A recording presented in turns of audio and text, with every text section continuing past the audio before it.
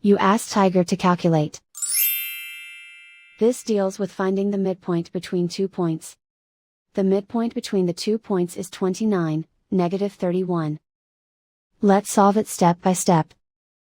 Plot the 2 points and calculate the midpoint using the formula. The coordinates of point 1 are, x1 equals 49, y1 equals 28. The coordinates of point 2 are, x2 equals 9, y2 equals -90. PM represents the midpoint of the 2 points.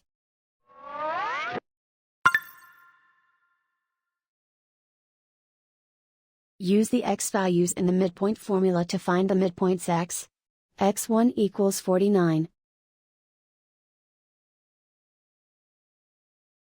x2 equals 9.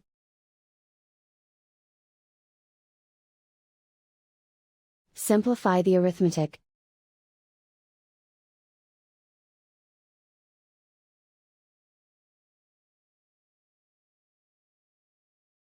Use the y values in the midpoint formula to find the midpoints y.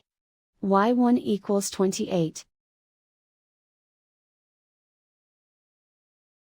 y2 equals -90. Simplify the arithmetic.